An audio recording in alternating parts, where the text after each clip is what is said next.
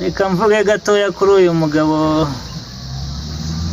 w'umuhanzi hano iwacu, umuhanzi dukunda. Muri make ikinyarwanda cyiza namuvugamo, yarahukanye.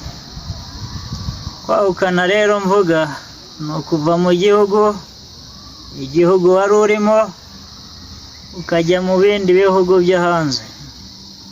Icyo rero nicyo bita kwahukana. Wakuriye mu mata turabizi, ariko niba warakuriye mu mata akagutunga akakugeza aho ugeze, amata ukayavamo ukayahunga ukajya hanze, ukayasimbuza akanyanga. Iyo uza kuba intwari wari kurwana nawe uri kureba, apana kubahunga.